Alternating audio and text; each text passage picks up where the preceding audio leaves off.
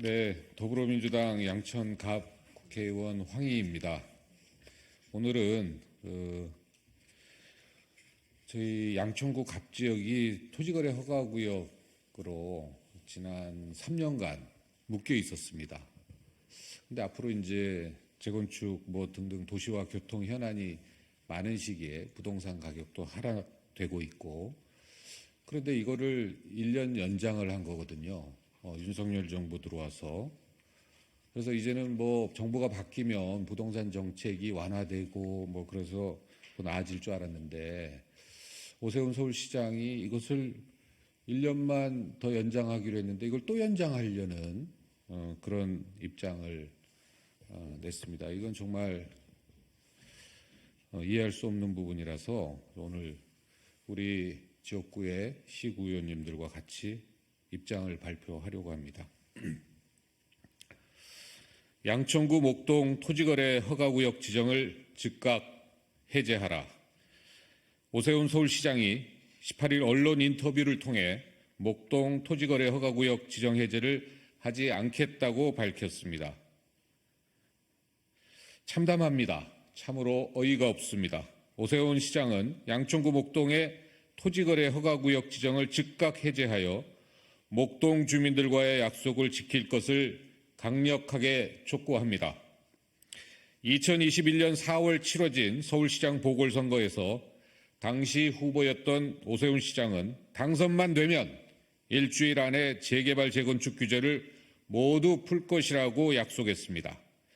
그러나 당선 직후 투기 수요 차단이라는 미명하에 목동을 토지거래 허가 구역으로 지정하여 목동 주민들에게 씻을 수 없는 상처를 주었습니다.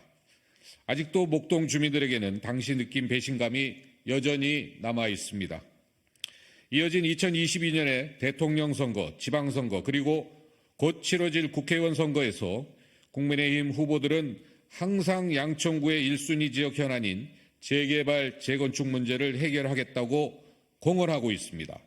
그러나 목동 토지거래 허가구역 지정 해제에 대해서는 모두가 침묵하고 있습니다.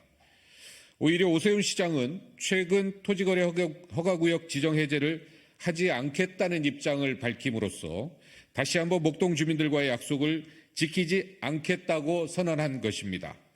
지정 후 3년이 지났지만 성과 없는 부동산 정책이란 오명과 함께 실패로 평가받는 목동 토지거래 허가구역 지정을 유지하겠다는 것입니다.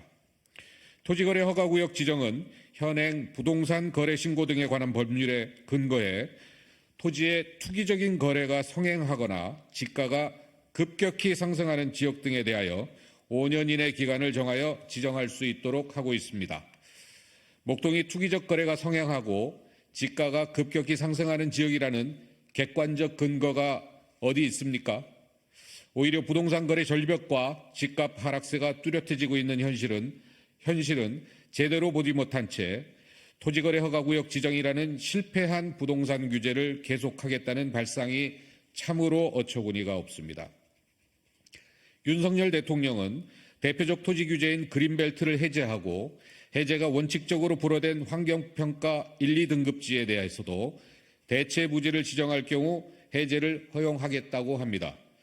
또한 여의도 면적의 117배에 달하는 역대 최대 규모의 군사시설 보호구역도 해제한다고 합니다. 서울공항에 인접한 강남 3구, 강남 서초 송파와 경기 성남시 등이 주요 수혜지라는 분석이 연일 나오고 있습니다. 농지 규제도 풀겠다고 합니다. 윤석열 대통령은 지역개발을 바라는 민심에 부응하고 국민이 잘 사는 데 불편하면 풀어야 한다라고 합니다. 정부와 서울시가 말이 앞뒤가 왜 이렇게 다릅니까?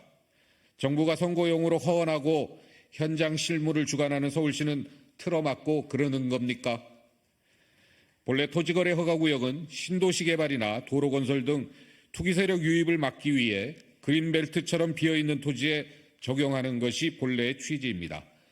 인구가 밀집된 도시 한복판에 적용하는 것은 아닙니다.